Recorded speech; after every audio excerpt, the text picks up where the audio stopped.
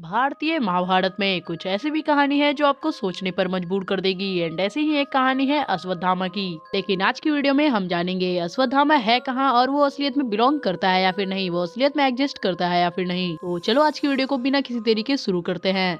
अश्वत्थामा का नाम हम सबने सुना है, एक ऐसे योद्धा जो कि महाभारत नामक एक बड़ी युद्ध में शामिल थे अपने पिता द्रोणाचार्य के साथ।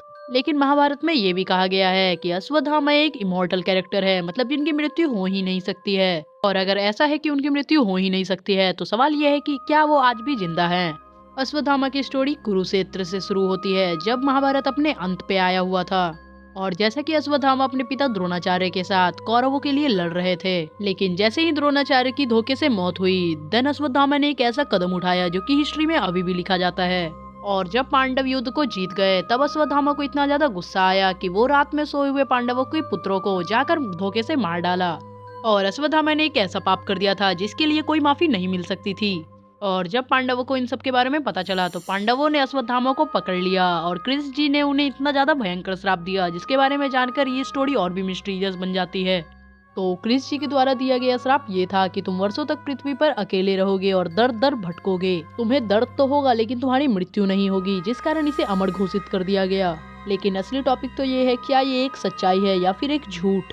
लेकिन कुछ लोग क्लेम करते हैं कि उन्होंने अपनी आंखों से अश्वत्थामा को देखा है। और जैसा कि मध्य प्रदेश में स्थित असीरगढ़ के लोकल्स, मतलब वहाँ पे रहने वाले रेसिडेंट्स कहते हैं कि एक आदमी रोज आता है जो कि शिव जी के मंदिर में अपने खून से तिलक लगाता है और बिना किसी से बात किए और बिना किसी को टोके चाले वहाँ से चुपचाप चला जाता है। क्या वो अश्वत्थामा ही है? अश्वत्थामा के बारे में एक और कहानी है जो कि गुजरात के गिर फॉरेस्ट से मिलती है। और गिर फॉरेस्ट के अगल बगल रहने वाले विलेजर्स कहते हैं कि वहाँ एक ऐसा इंसान आता है जिसके माथे पे गहरी चोट रहती है और वो कभी कभी गांव वालों से मिलता भी है, लेकिन वो अपने बारे में कुछ बताता ही नहीं। हो सकता है वही अश्वत्थामा हो। दोस्तों, ये सिर्फ कहानियां हैं या फिर कुछ और, हम वीडियो के एंड तक तो जान ही लेंगे। लेकिन अगर साइंस और लॉजिक की बात की जाए तो साइंस और लॉजिक कहता है कि कोई भी जीव इमोर्टल नहीं हो सकता है। किसी भी लिविंग ऑर्गेनिज्म का एक ना एक निश्चित डेथ होता है, मतलब एक ना एक दिन उन्हें मरना ही होता है। लेकिन माइथोलॉजी के हिसाब से और फेथ के हिसाब से कुछ भी संभव हो सकता है। लेकिन क्या आपने कभी सोचा अश्वत्थामा अभी भी जिंदा है या फिर नहीं? क्या वो असलियत में अमर है? लेकिन कुछ लोग मानते हैं ये सिर्फ एक कहानी है जो हमें सिखाती है कभी भी गुस्से में और अहंकार में कोई भी फैसला नहीं लेना चाहिए। और अब बाकी सारे लोग तो इसके बारे में समझ भी रहे होंगे, लेकिन जो लोग नए हैं उनको अश्वत्थामा के बारे में नहीं पता होगा। तो चलो मैं बताता हूँ अश्वत्थामा थे कौन। और जैसा कि मैंने स्टोरी में बताया कि अश्वत्थामा गुरु द्रोणाचार्य के पुत्र थे एंड जब उन्होंने जन्म लिया था तब उनके सिर पर एक मणि लगी हुई थी, जिस मणि से उन्हें कुछ शक्तियां मिलती थी। जैसा कि वो जब चाहे अदृश्य हो सकते थे, उन्हें कोई रोग नहीं होता और वो अत्यंत शक्तिशाली थे।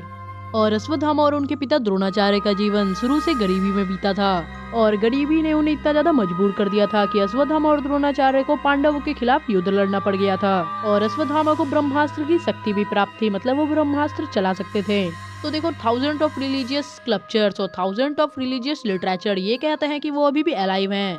तो देखो, ये सारी बातें मैंने आपको इसलिए बताया क्योंकि इससे प्रूफ हो जाए कि वो असलियत में होते हैं या फिर नहीं।